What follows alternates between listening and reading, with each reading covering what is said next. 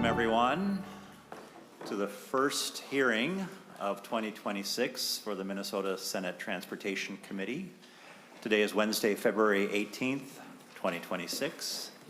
The time is 3:02 p.m. and we are in room 1100 of the Minnesota Senate building.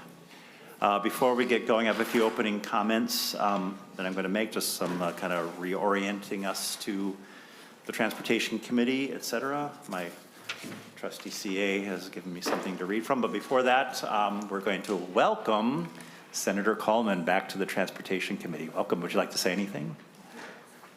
It's good to be back. Thank you, Mr. Chair. Glad to have you back. All right, and then we have the new Tim Greenfield, Tom Watson, or even newer Bonnie Berezovsky. Welcome, Mr. Watson. Please introduce yourself. Hello, I'm Tom Watson. This is my second year with Senate Counsel and my first year on transportation. I'm very excited to be here. Great. All right, start loading them up with bills to write, everyone. Yeah, I'm ready. All right, and then we have our room pages, I guess. Is that what we call them? So we have, please come forward so you can be seen and we can introduce you.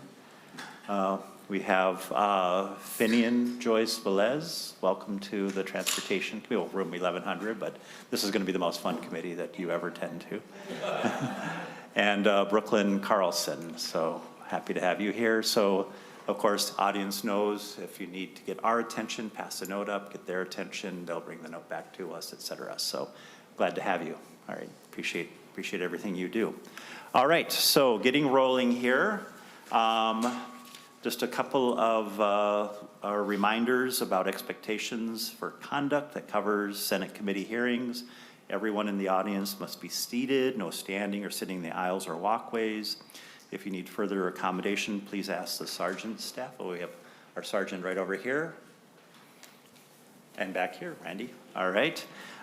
Signs are not permitted in the hearing room or at the testifier's table. Please leave all signs outside. Clapping and other disruptions are not allowed. If a member of the audience creates a disturbance and does not cease when directed, the chair may recess the hearing to allow security staff to handle the situation. Testifiers who sign up in advance are provided with a time limit for oral testimony. Please adhere to these limits as directed by the chair. Similarly, members of the public who choose to testify are expected to adhere to time limits and follow all directions of the chair. If you are testifying and are asked to respond to a question from a member of the committee, please wait to be recognized by the chair and direct your response to and through the chair.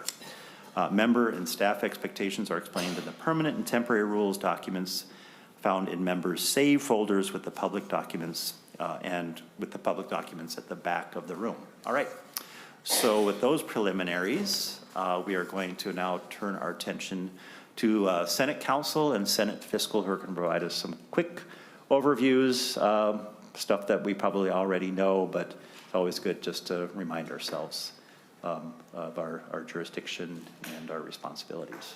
So who's going to take us away? Mr. Watson. Thank you, Mr. Chair. Members of the committee, I will direct your attention to two documents relating to jurisdiction that are in your packet, which you will recognize from last year. The first is transportation. It's labeled transportation at the top, and that lists the primary jurisdiction that this committee has. At the top, the agencies within transportation jurisdiction, so MnDOT, and I'll just note under DPS here, it says 168, but DPS has authority in other chapters too, like 171 with driver's licenses. Below that are other offices that are within the jurisdiction. There's the confirmations, which I don't think we have this year. Budget jurisdiction, Ms. Boyd will cover, and then other issues down at the bottom. And if anyone has any questions on jurisdiction, I'm always ready to answer them.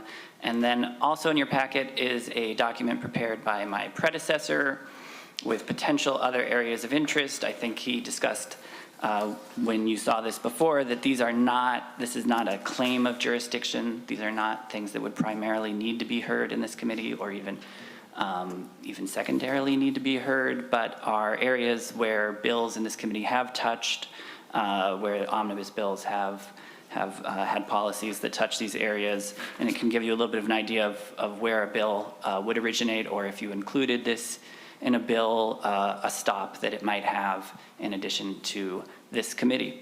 So that's it for this, but if anyone has any questions, let me know. Thanks. Any questions, members? A couple comments. One is I think actually we will have a couple of confirmations, and they might come as soon as next week. We have a new chair for the Met Council and 2 new Met Council members. So Mr. Co-Lead will talk to you about whether or not we might be ready to move forward on those as soon as next week, possibly. And then in terms of committee jurisdiction and whether or not a bill should either originate here or come through here, or if you don't want it to come here, your first conversation is always with counsel. But then, you know, my door is always open to have that conversation with you. So feel free to knock on my door, give me a call, bend my ear anytime you see me if we want to talk about getting bills here or keeping bills out of here. All right, Ms. Boyd. Thank you, Mr. Chair. You have a several-page handout in your packet. Transportation Finance Overview, and this is just a one-year snapshot just to kind of reorient us to what our budget looks like. I'm not going to go too in-depth and take too much time, but can answer any questions or revisit when we need to as bills come up. And the first page is just a brief overview of our budget jurisdiction in the committee, what agencies and programs are in our biennial budget.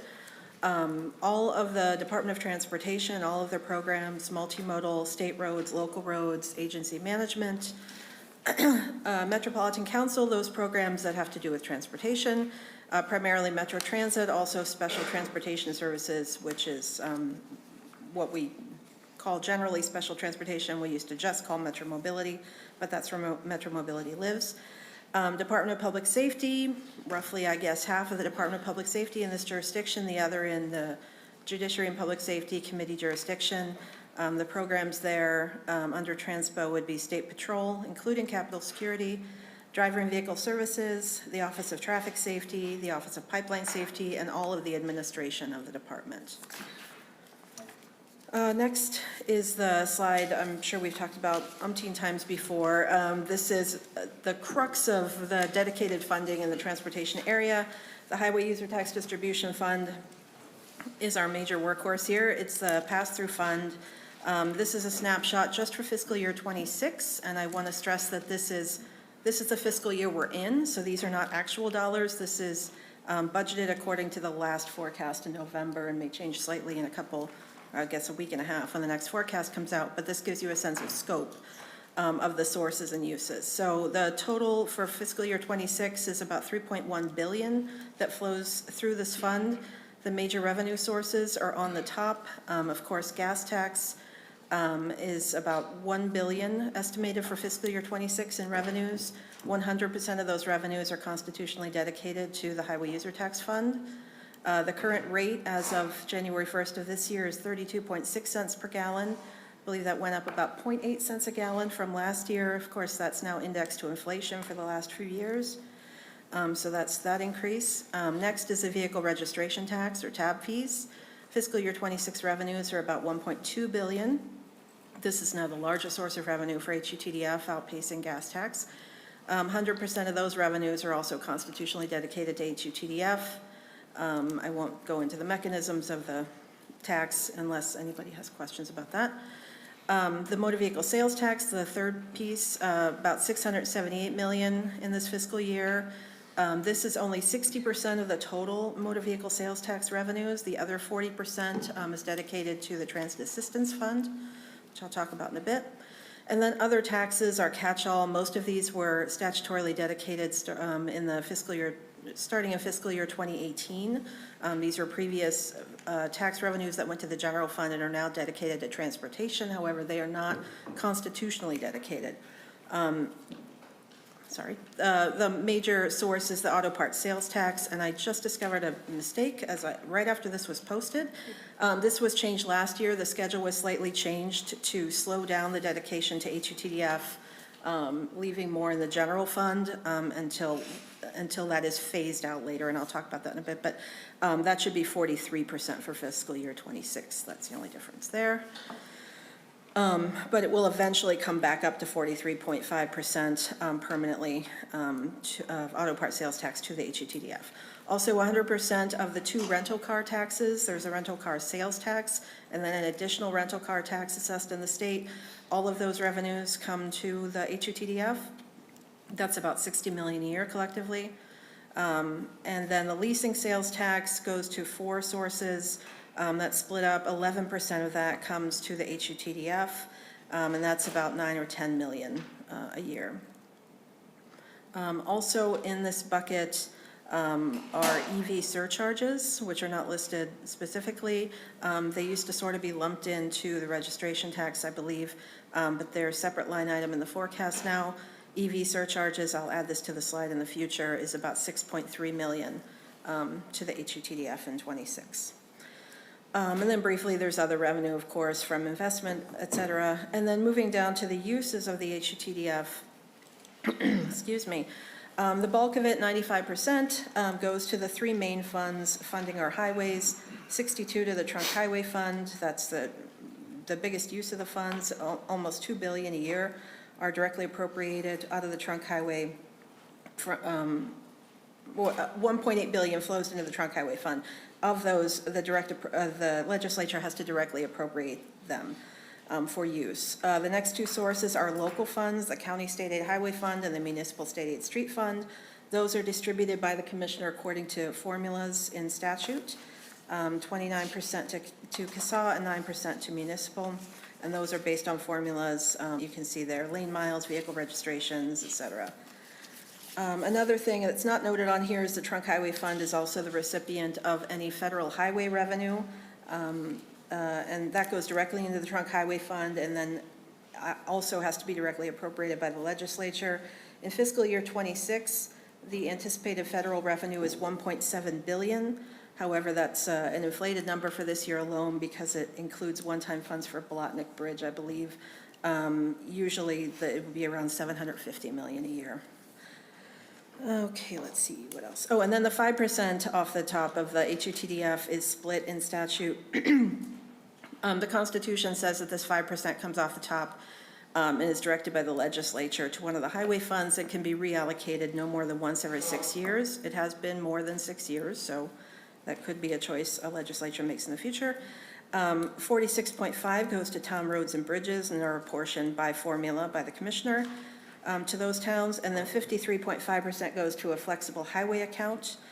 Some of that comes off the top in statute to metro counties. The rest is at the discretion of the commissioner for certain uses as dictated in statute. The bulk of this is generally used for turnbacks of rehabilitating certain roads that are going to be turned back to a local jurisdiction.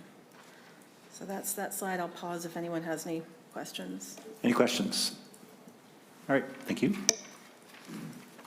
The next slide is our newer, smaller account, but significant, created in the fiscal year, or I'm sorry, in the 23 session. This is the Transportation Advancement Account.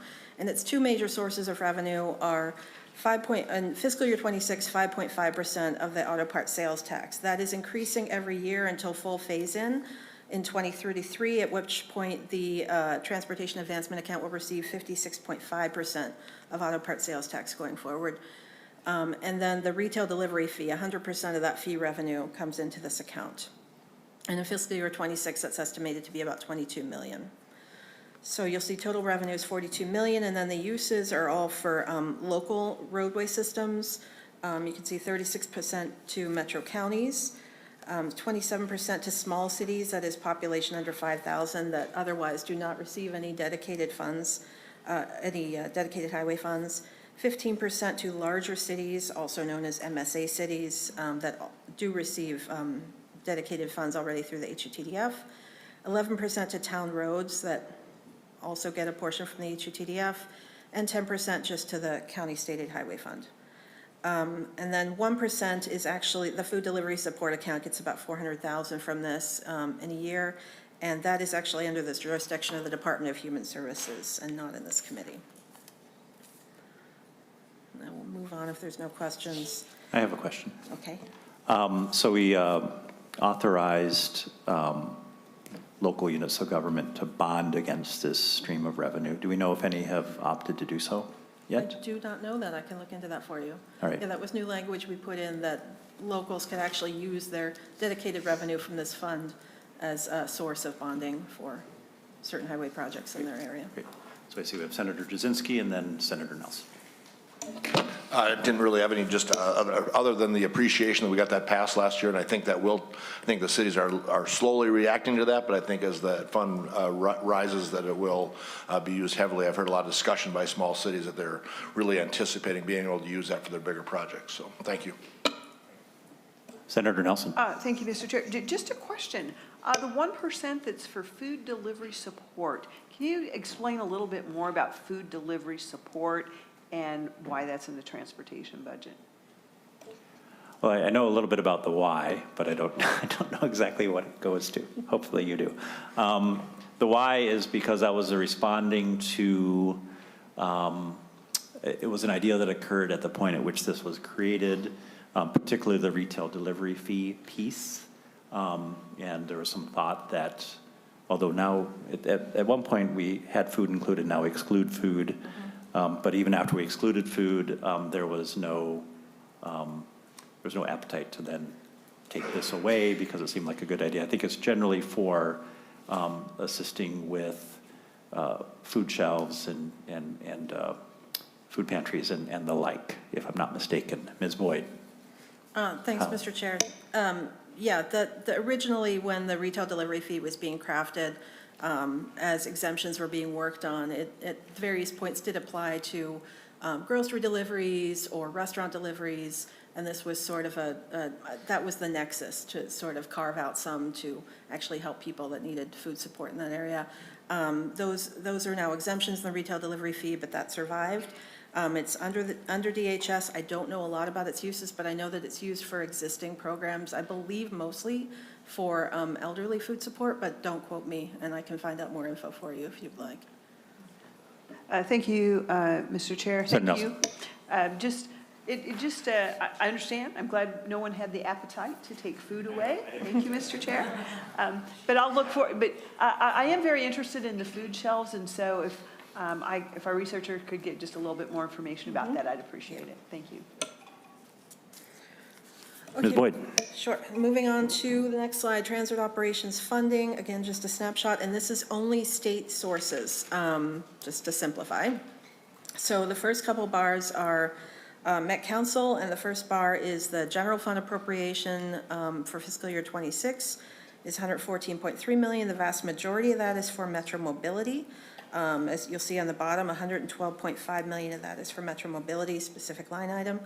Then the next source is motor vehicle sales tax, close to $400 million there. And then I did note, this does not include the regional sales tax, which was enacted in fiscal year 23, which is another, in fiscal year 26, I believe the estimate, might need to get some updates on this for the forecast, of about $445 million.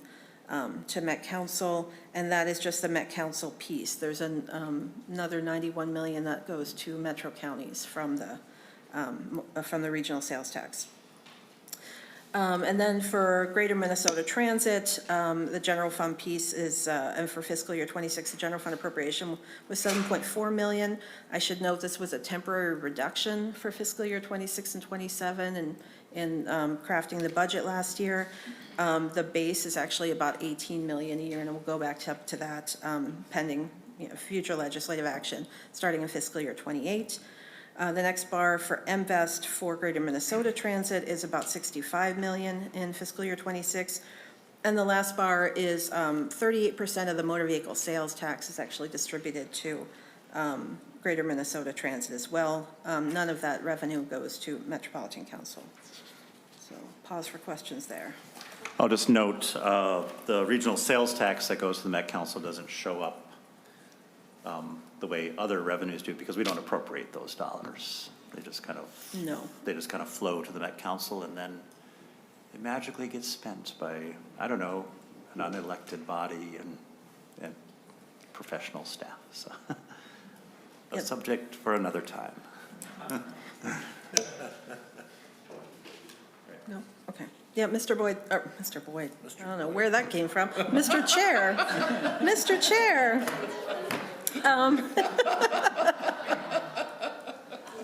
Something you need to tell. I got to write that one down. I think Ms. Boyd and yes, Mr. Chair go hand in hand, and I just conflated them.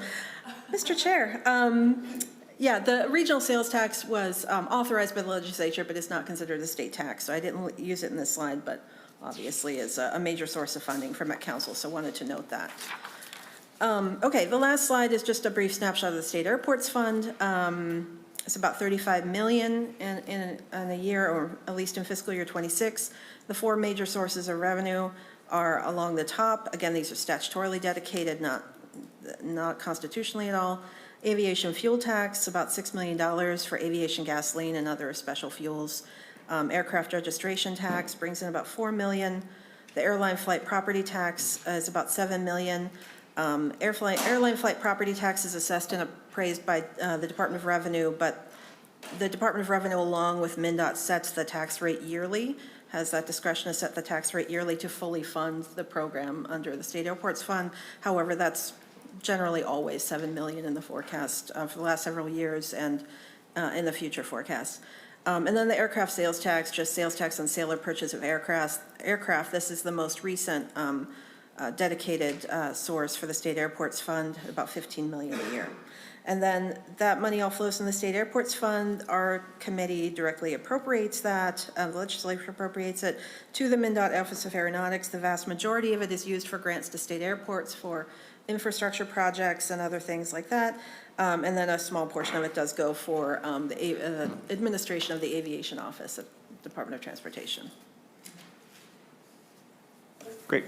Questions? All right. Senator Powell.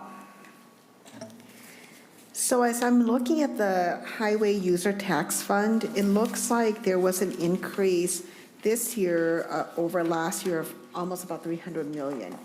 But I kind of see consistently that in the last couple of years, this fund has increased kind of steadily. I'm assuming that increase is from just the fact that everything costs more. So if you're taxing on that higher cost of that inflation of cost, that you're going to have more revenue in the end, and that's why our revenues are increasing as well each year. Is that accurate, or is there another driver for the increase in our revenue fund? It's both, but Ms. Boyd can, yeah, I mean, we have indexing occurring in the gas tax. Okay. And we're phasing in over time additional dollars, although we slowed it down a little bit from the auto parts sales tax. So those are increasing sources that are coming in. Plus we have the EV surcharge that we've increased. So we've definitely gained more revenue, through a legislative and policy decision. But then of course some of those things are responsive to the price of things. But Ms. Boyd, if you could. Mr. Chair, I have nothing to add to that. All right. Well done. All right. Senator Jasinski.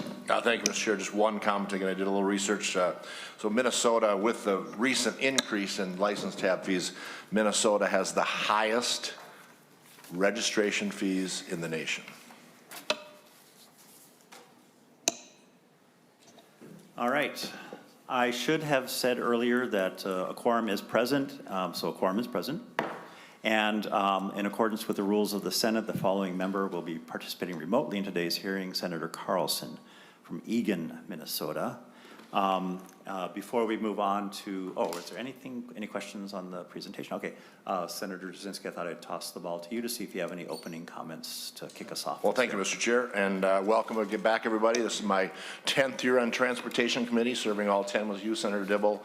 Appreciate the conversations we've had over the years. Although we may not always agree on policy, we have a good debate, and very respectful on this committee and get along very well. So I really do appreciate that, and it makes the 10 years go by much better by being able to get along and get things done.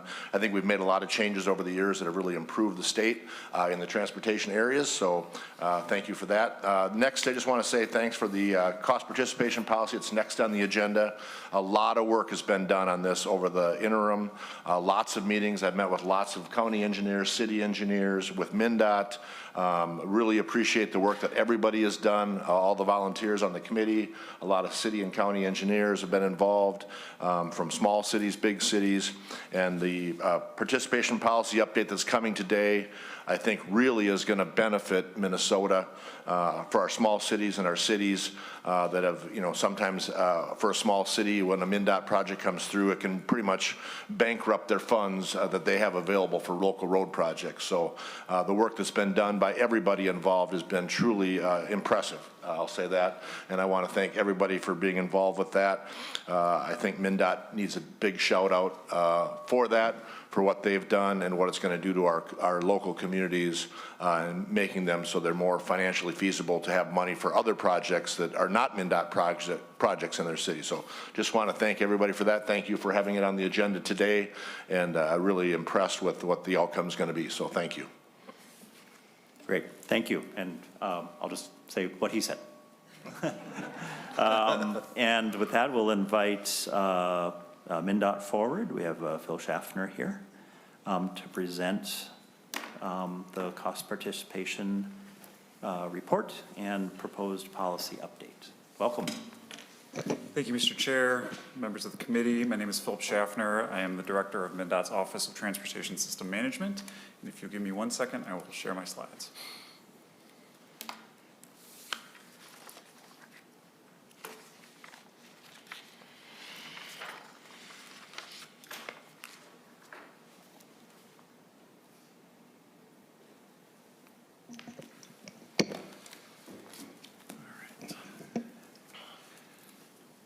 So MnDOT has been in the process of updating the cost participation policy for close to 2 years, working very closely with local partners, local units of government. This is a key policy for the agency, and I know has been of significant concern and interest from local partners and from the legislature. The last legislative session, the first special session, Chapter 8, included direction to MnDOT to update the policy, specifically to work with local units of government and update the policy by March 1st, and identify circumstances where local units of government would not be responsible for any trunk highway fund eligible construction project costs to deliver the scope that the department deemed necessary, and also that the policy may consider a local unit of government's ability to pay as a factor in determining the final amount of local contribution, if any. And it is that last clause that was the focus of a lot of discussion and the basis for a key change in this policy that I will address in a minute. Just briefly, the cost participation policy dates back 4 decades and was last updated in 2016, also at the direction of the legislature. The policy more broadly provides a framework and guidance in determining both construction costs and maintenance responsibilities on projects that affect trunk highways. There is a manual, it's called the Cost Participation and Maintenance with Local Units of Government Manual, that is an extension of the policy, and it provides details on the application of the policy. And it is actually the manual itself where all of the details are in terms of specific cost responsibilities and maintenance responsibilities, and it was the focus of the update. So when we talk about the cost participation policy, in many instances, what we're primarily addressing is the manual, and that is where we made the majority of edits. Collectively, the policy and the manual help us to ensure that trunk highway funds are limited to trunk highway purposes and generally serve as a framework to help with negotiations and clarity around responsibilities. The update was guided by a steering committee that included members of MnDOT leadership, as well as a representative from the Association of Townships, 2 county reps, and 3 city reps. I will note that Jim Foldesy and Deb Heiser from St. Louis County and St. Louis Park, respectively, are here as well to offer comments and perspectives as the local members of the steering committee. This group met approximately every month since May of 2024 to work through and discuss hundreds of potential edits to the manual and to the policy, working deliberately and slowly to enable time for everyone to review and consider significant changes to this policy. We worked with on a consensus basis and tried to make sure that everyone understood and agreed with the changes that we were making as they affected both MnDOT and our local partners. The local agencies also had a broader local agency work group that met outside of the steering committee and offered additional local agency perspectives on the edits that we were proposing. And any potential changes that were discussed at the steering committee were also brought to the local agency work group for additional perspective and feedback. As I mentioned, we made hundreds of edits on a range of different topics. These included ability to pay, aesthetics, bridges and interchanges, de minimis clause, drainage and stormwater management, frontage roads, green infrastructure, lighting, maintenance, parking, rectangular rapid flashing beacons, roundabouts, sidewalks, shared use paths, bikeways, pedestrian bridges, and traffic signals, among others. So a wide range of topics and lots and lots of edits were made here. Many of them, if not all of them, increased the share that MnDOT was taking on in terms of responsibilities. But the single most significant change in the policy update falls under the clause of ability to pay. And as under this updated policy, we are establishing what we're calling an individual project maximum. This would limit the local responsibility for trunk highway eligible costs on MnDOT initiated project for the scope determined by the department to no more than 0.8% of a community's 5-year average adjusted net tax capacity. That is a number that is produced and published annually by the Department of Revenue, so it is a publicly available data point that is updated annually and that everyone can see and verify and validate that what that value is. Non-trunk highway eligible items, for example, local utilities that maybe wish to be replaced, or any additional items a city, county, or township may wish to add to the scope would not count toward this maximum, but this would otherwise cap an individual community's responsibilities. And for more than half of the cities in the state, this value will be less than $10,000. So, for example, the local share of a traffic signal replacement, for example, could be several $100,000. So this could be a significant savings for many communities throughout the state. This policy and manual are currently going through their very final stages of review and approval. And the updated policy and manual will apply to projects that begin in state fiscal year 2027. Begins on July 1st of this year. And we are also developing training for department and local agency staff, as well as consultants that are charged with using and implementing the policy. In addition to direction to update the policy, Chapter 8 of the first special session of last year did also direct the department to submit a report that was submitted yesterday. One of the items that was required to be included in the report was to propose legislation that would enable the department to cover the cost of relocating utilities owned by local units of government that had remaining service life when they were necessitated to be moved or replaced because of a trunk highway construction project led by the department. The steering committee and an additional work group made up of MnDOT and local agencies did recommend some language, and it is included in the report, but I wanted to highlight it here. Also, that there is proposed statutory language changing statute 161.46, adding a new subpart B to subdivision 2 that would provide enabling legislation. And if enacted, MnDOT would work with local units of government to develop detailed guidance on the implementation of this. With that, I am happy to stand for questions if you'd like to do that now, or to turn the floor over to Jim Foldesy from St. Louis County as a local representative from the agency. We'll pause for questions now to delve into some of the substance of the report if anyone has those questions. And I see Senator Johnson Stewart has a question or two. Well, I have a quick question. I tried on several computers to access the report, so I assume based on that it's just not ready yet. The link is there, but I wasn't able to get it. Is that my fault, or is it actually accessible? We did email it to you in PDF form prior to. My fault. So I clicked on the link and couldn't get through it to MnDOT. So, well, FYI, there may be others out there that are desperate to read the report. Well, I did notice something. I mean, it worked for me, but I did notice something quirky about the link, which is when you click on the link, it automatically downloads the PDF onto your hard drive. It doesn't just pop up on on your web browser. So I saved the link, I saved the report like 15 times before I figured out that. Because I was just trying to read it online, and it, just The realtor came got in it. as a file, I do have a question, and maybe counsel can answer it. I already posed it to him, but maybe you know.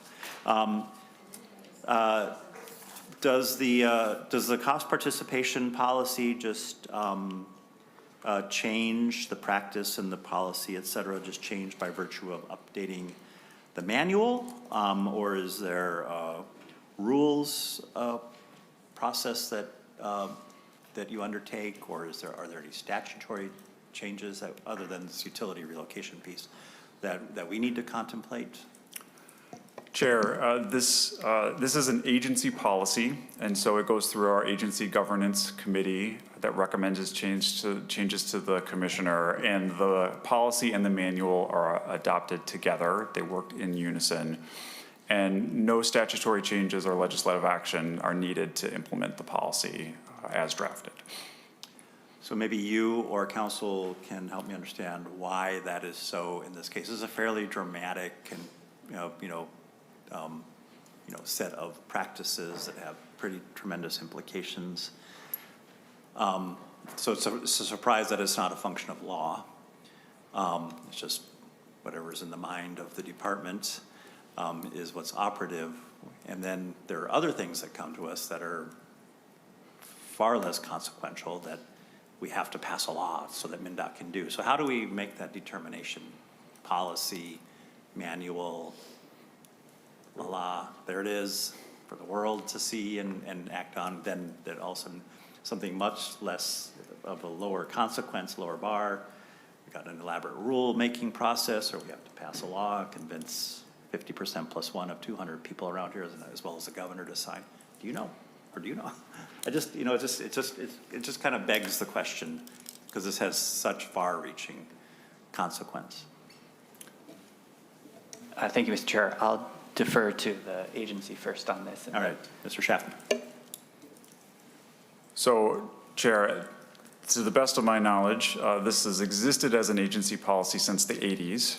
And so any previous update has fallen under a policy update framework.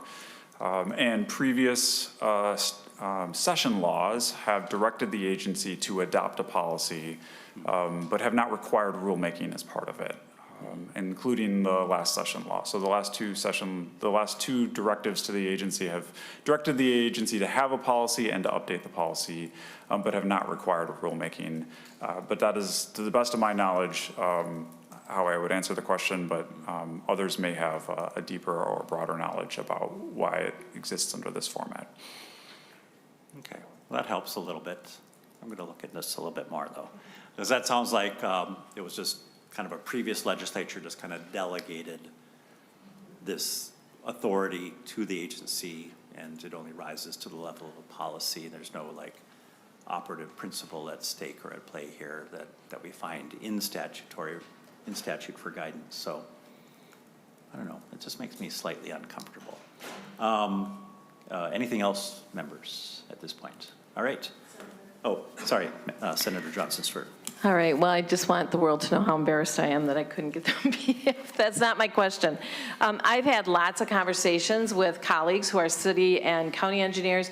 I just want to take the chance to compliment MnDOT, because this is something that was really problematic for them. And reading through here, and I'm sure when I get the whole report, it will seem like MnDOT is now, we saw it in the last sentence, MnDOT will now incur significantly more costs, especially around utilities. I don't remember if it was a private conversation or testimony where Kristen Asher, the Public Works Director for Richfield, told me that just the 494 project through Richfield cost them hundreds of thousands of dollars in relocation of storm sewer and other utilities. So for all of your cities, this is a really big deal, and I just, again, want to compliment Lynn Klarkowski and all the MnDOT people who I think went above and beyond to accommodate a big problem for local agencies. So thank you. And while you were saying that, I did think of a question I had that I forgot that I had. Is there anything? I've been through the manual or through the report. I didn't read it every word, but I did read it pretty closely. But what I didn't pick up, and so I might have missed it, is there any discussion about communicating with and scheduling these projects with local jurisdictions? You know, the cost participation element's super important, and that's obviously the meat and the substance of the changes that we're making.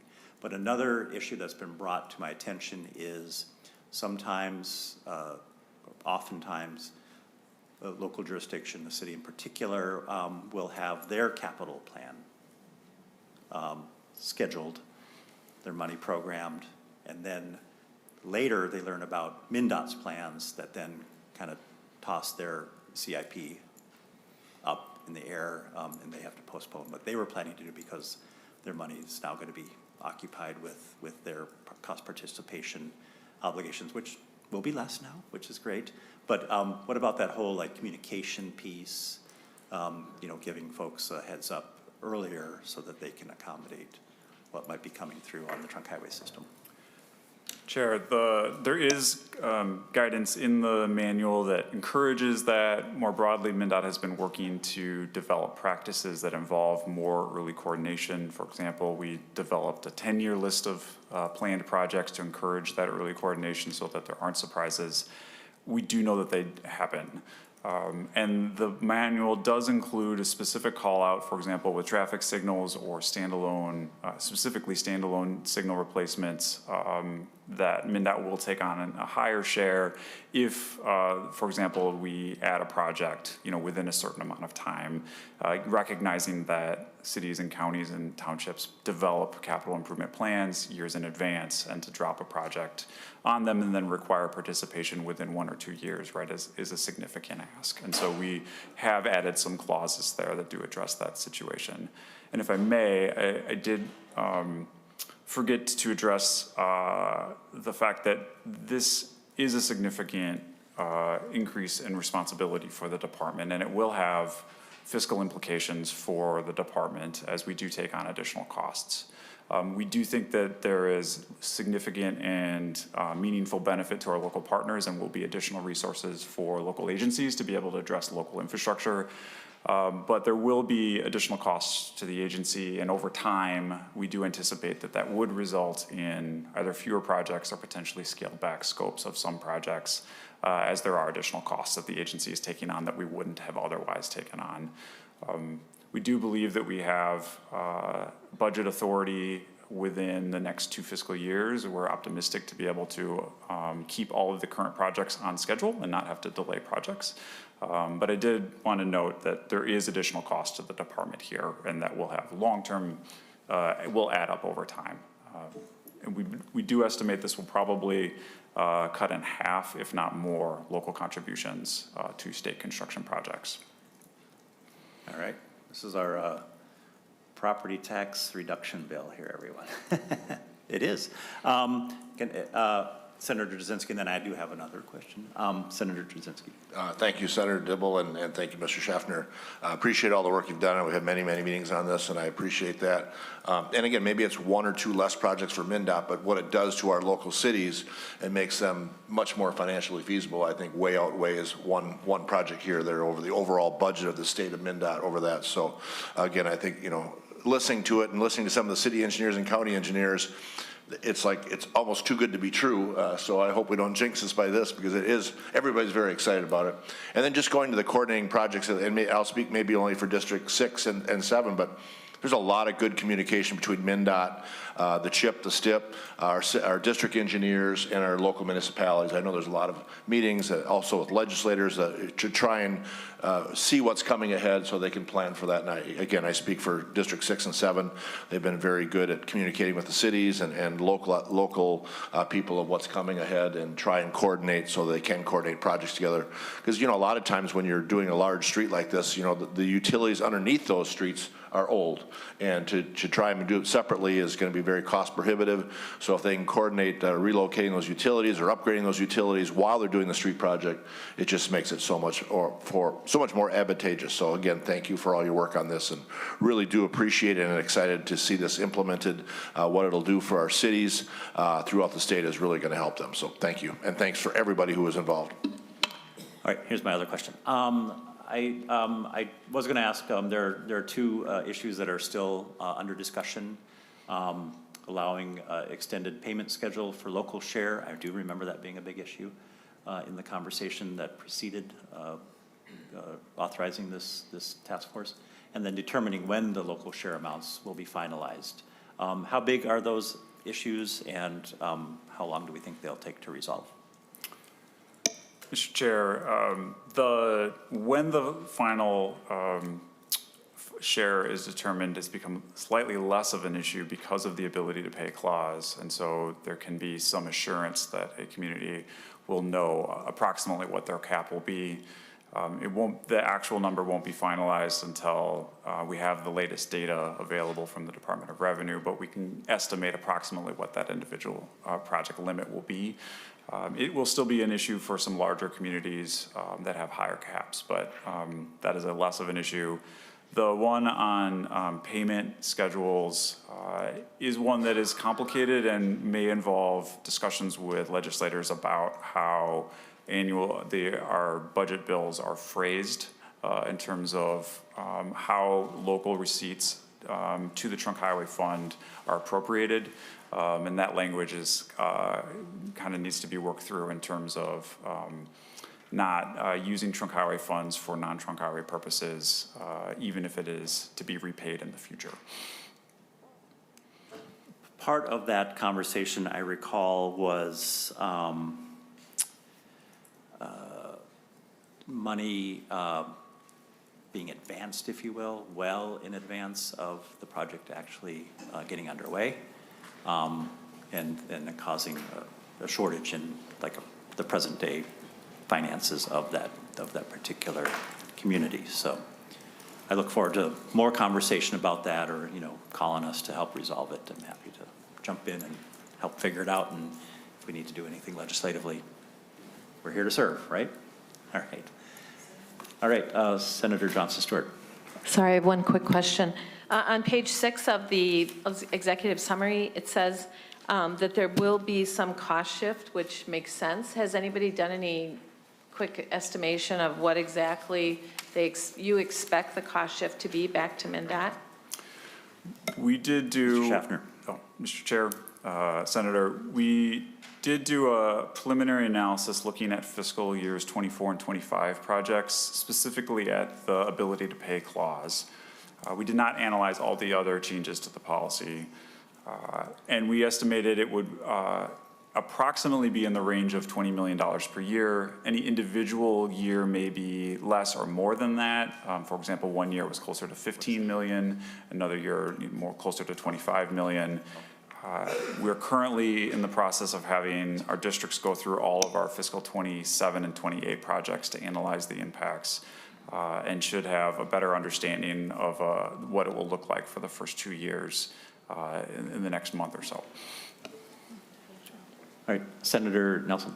Thank you, Mr. Chair. I just wanted to comment briefly on this. I think it seems like this is very innovative and very welcome for our local communities. I have communities that have very small budgets and communities that have very large budgets. And I think it's just really, I think this is a good step, Mr. Chair, for us to acknowledge the costs that this unit of government, the state unit of government, might be putting on our local units of government. So I really appreciate just the acknowledgement of that.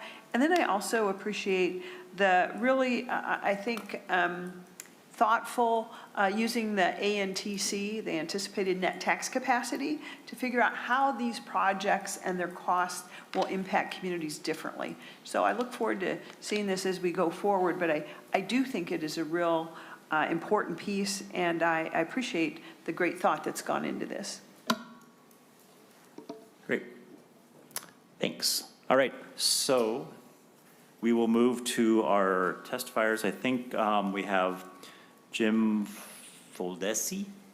Am I pronouncing that right? He's online. And Deb Heiser, both who participated in this effort. So come on forward and take it away. Chair Dibble, can you hear and see me? Can hear you, can see you. You're in a small box, but. Thank you very much, Chair Dibble and committee members, for the opportunity to testify on the MnDOT cost participation policy. My name is Jim Foldesi. I'm the St. Louis County Public Works Director representing the Minnesota County Engineers Association.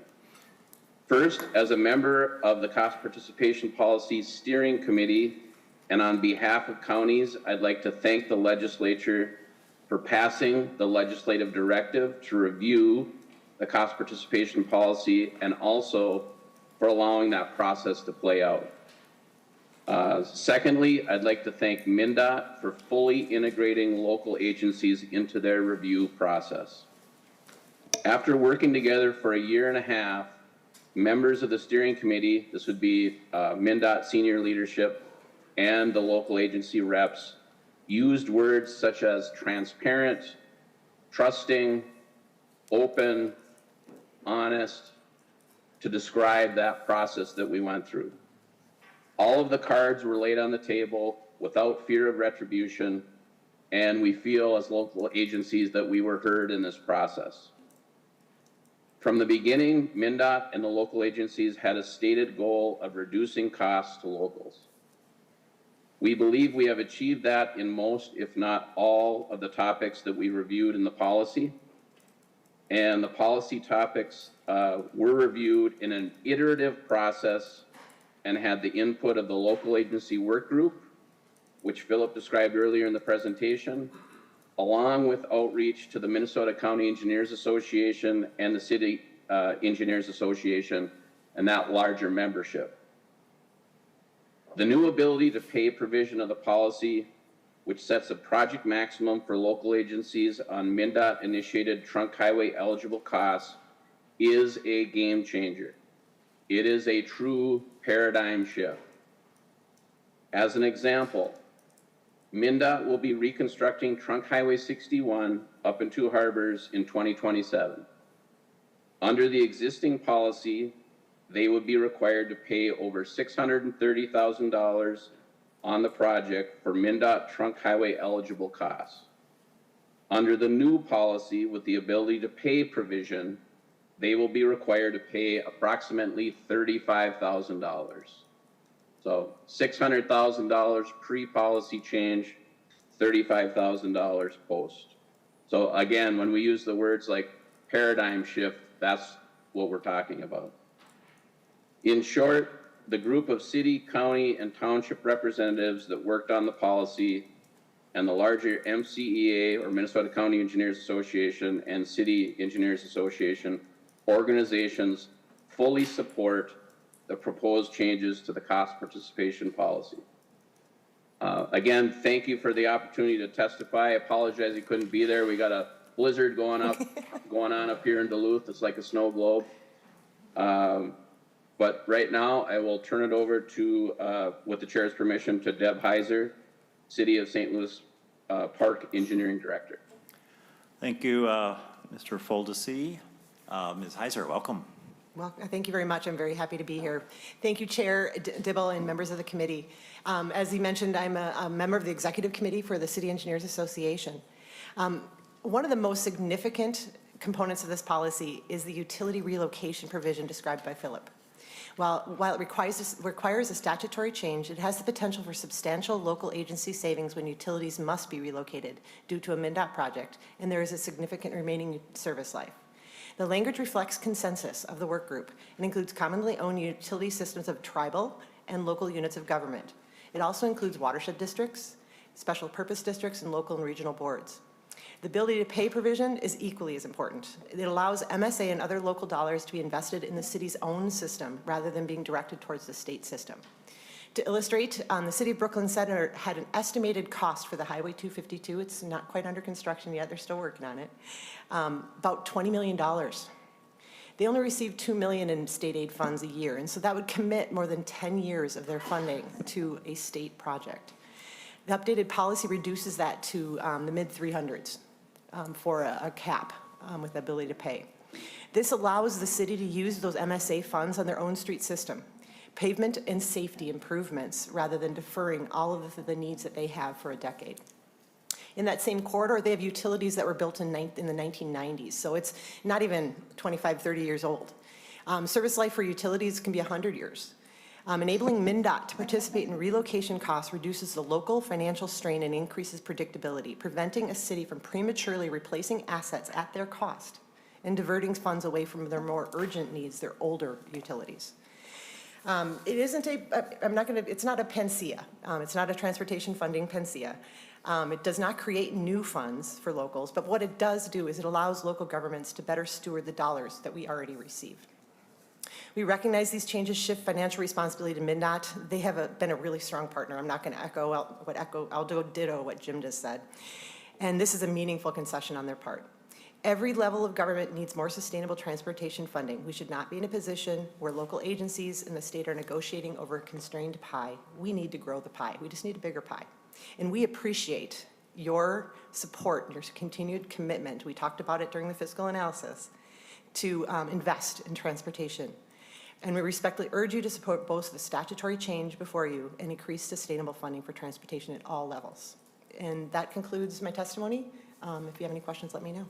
Great. Thank you so much. Thanks to both of you for your hard work and your diligence and your advocacy over many years. So it's been worthwhile. So some things worth doing just take a while to do. So now we'll find out if everyone thinks this is great or okay or pretty good or some work remains. And so we'll go to hearing from some of the representatives of the organizations that represent local units of government. And we'll call up three at a time.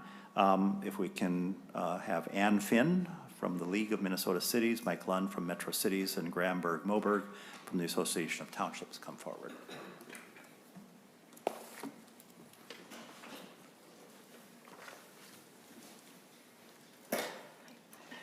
Welcome. Thank you, Mr. Chair, members of the committee. My name is Ann Finn. I represent the League of Minnesota Cities. And for those of you who may not be familiar, we are a statewide association of cities representing 843 of Minnesota's 857 cities. It is wonderful to be with you today, and even better to be testifying on an issue of great importance to cities all over the state. You may recall we testified on this issue last year, and that was in response to a very helpful bill that Senator Jasinski brought. We had Richfield Mayor Mary Supple before you representing the league, and she, I think, told a really useful story that Senator Johnson Stewart just referenced earlier. And what you heard is that cost participation can be a significant burden for cities and their taxpayers, and we really appreciate that you listened.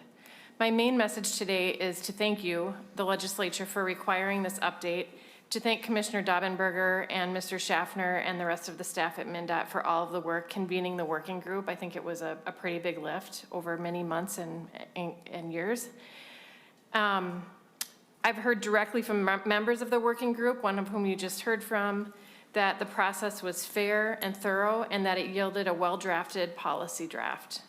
The League is generally supportive of the recommendations, and we appreciate all of the definitions and the consideration of various project components. The draft recognizes the essential state-local partnership that is required for a healthy transportation system. Chair W raised a question earlier that I also wanted to just say that I appreciate, and which is the communication between the agency and cities. Cities have told us that when they don't have adequate time to plan, they face significant challenges like deferring other local projects or making the process of municipal consent more complicated. So that's a really great question and something we need to make sure is addressed. We are currently analyzing the ability to pay language and the utility language. We intend to circulate this draft to our members, particularly the appointed and elected officials that may not have followed the process as closely as the issue experts that informed the draft. We'll certainly alert you if we have any concerns or suggestions, but we think this is on its face a very good report. And thank you again for the opportunity to testify. Great. Thank you so much for coming forward and sharing your thoughts. Mr. London. Mr. Chair and members, for the record, my name is Mike Lund. I'm with Metro Cities. We represent the collective interest of cities within the 7-county metropolitan region here. Metro Cities also testified last year on Senator Jasinski's bill related to cost share. Since then, we've had a lot of additional conversations with our members, including during our summer-long policy development process, just to get a little bit more information about what our cities are experiencing.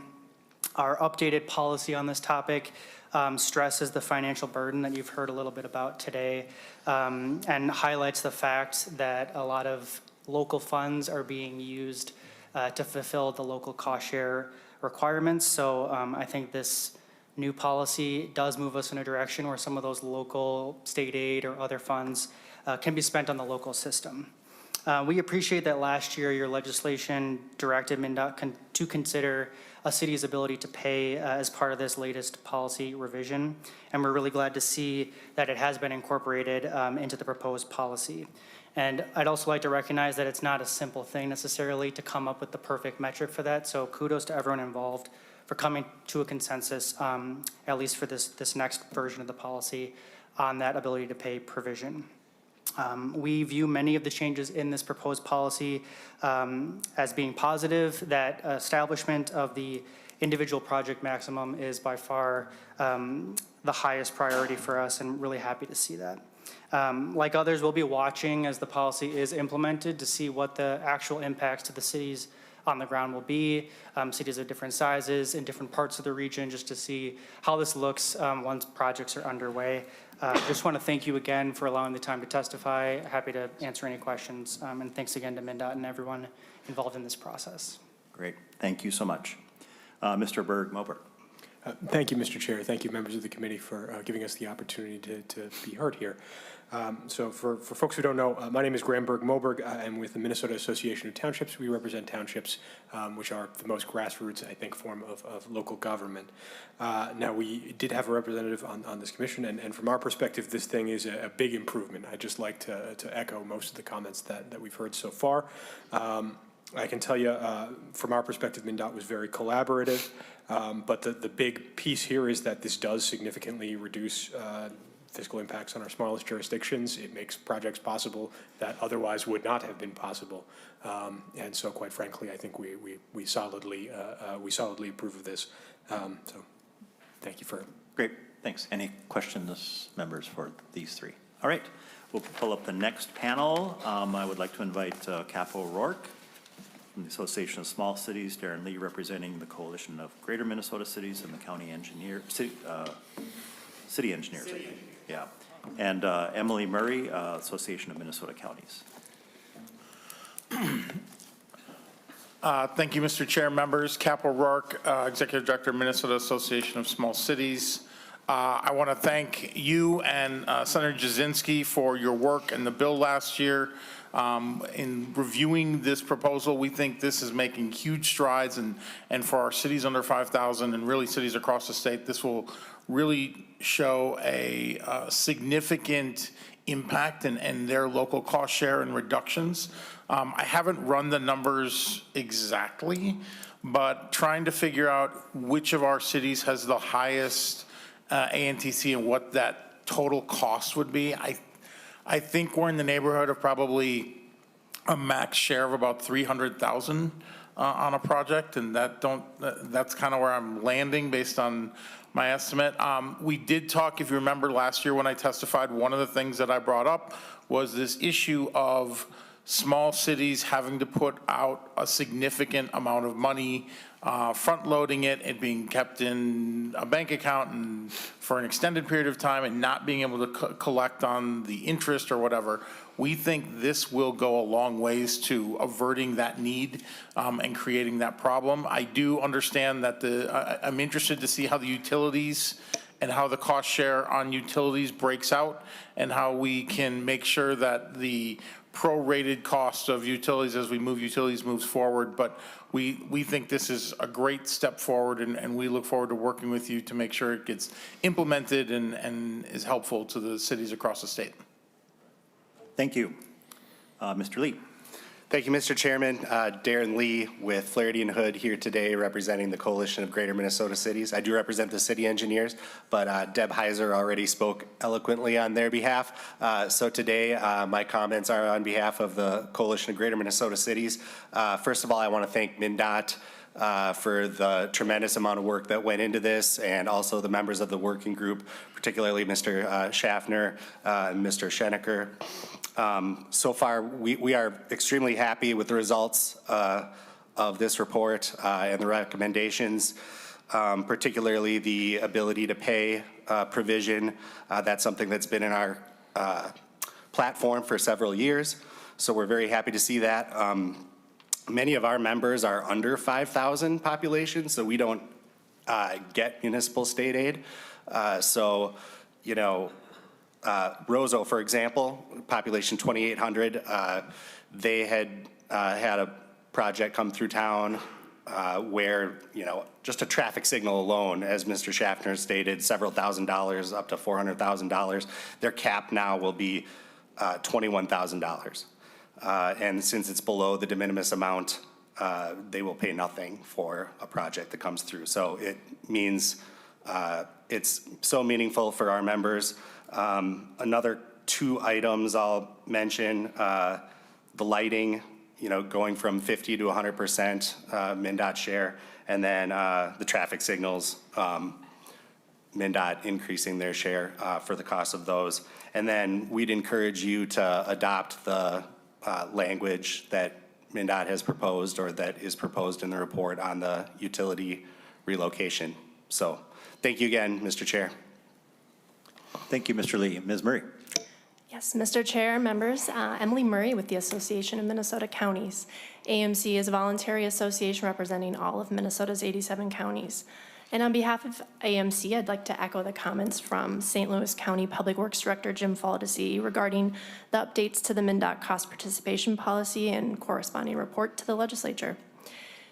AMC is supportive of the process that took place and appreciates MnDOT's inclusion and collaboration with local agencies throughout the entire policy review process. We know a lot of time and effort have gone into this, both on the part of MnDOT and the local agencies, and we'd like to thank everyone that was involved, especially the county and city engineers. We've been in close contact with the county engineers on the local agency work group throughout the process, and we are hearing strong support for the individual policy items included in the report, resulting in a reduction in cost participation for locals on MnDOT projects. So again, we want to thank MnDOT, and we also want to thank Chair Dibble, Senator Jasinski, and the committee for your attention to this issue and for the time today. Thank you. Thank you. Members, any questions for this panel? All right, thank you. I'd like to invite Ms. Backus forward and Mr. Huser forward. So Ms. Backus from MICA, Minnesota Intercounty Association, Steve Huser from the city of Minneapolis. Thank you, Mr. Chair and members. My name is Amber Backus, and I'm here on behalf of the Minnesota Intercounty Association. It's a voluntary organization that represents 17 of the state's fastest growing and largest counties, who represent 44% of the state's residents. I want to say, as well as everyone else did, thank you for encouraging this study to happen through the legislation last year. It was incredibly welcome, and Micah appreciated the opportunity to have 3 of our county engineers participate in the steering committee and the local agency working group. While Micah doesn't have a formal position on the report, we are incredibly comfortable where things landed and are grateful that this solution was reached through thorough and robust conversation with all the partners at the table. This ability to pay is really a game changer and welcome at a time when there's so many pressures on the county property tax base. So thank you very much for this. Thank you. Mr. Huser. Thank you, Mr. Chair, members of the committee. My name is Steve Huser. I'm a senior government relations representative for the city of Minneapolis. I want to thank you for the opportunity to provide testimony for the work of this committee, and also thank you to Chair Dibble and Ranking Member Jasinski for your work last session to make sure that this work was done. This was a good process, and it was a good partnership with MnDOT. The city of Minneapolis was a participant in this work, and Interim Deputy Public Works Director Jennifer Hager was a participant in the local agency work group. These recommendations provide meaningful changes to the cost participation policy that are responsive to input from local agencies. The evaluation of ability to pay and continuation of the de minimis amount are especially notable and a positive for local agencies. The lighting and pedestrian infrastructure changes are also positive changes to the CPP. Local agencies recognize that MnDOT is taking on additional costs that had previously been passed along to local agencies by policy, and that could result in fewer MnDOT projects overall. The city of Minneapolis is committed to ongoing advocacy for transportation funding for all levels of government. Thank you for the opportunity to provide testimony. Great. Thank you so much. Questions, members? Senator Jasinski. Just a comment to closing. I want to thank all the members. This was a bill that I authored. Senator Dibble, you were the co-author, Senator Johnson Stewart, Senator Limmer, Senator House. It was a great bipartisan bill.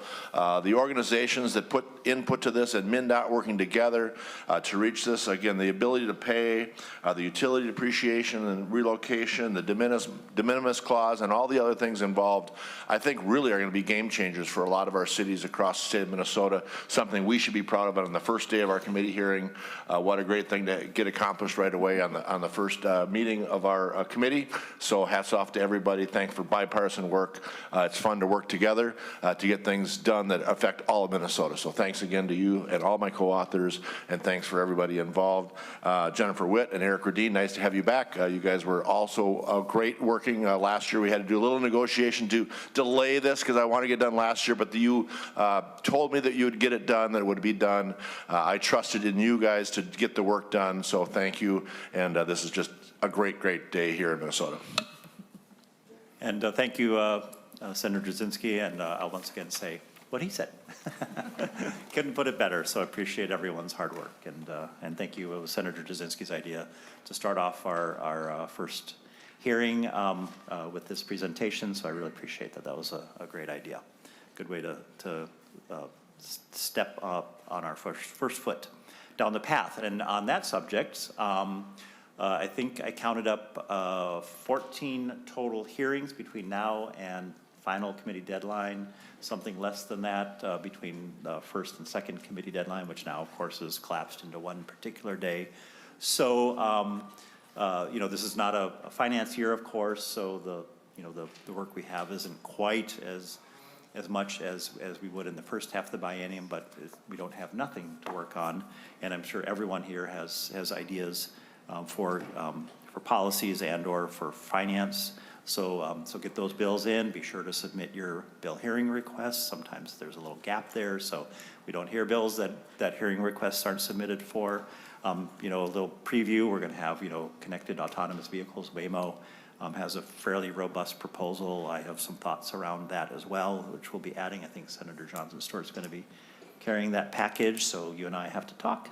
I continue in my quest to make sure that we're spending these resources in a way that really benefit our economy and every individual who needs to get to where they need to go. So I have some ideas around that.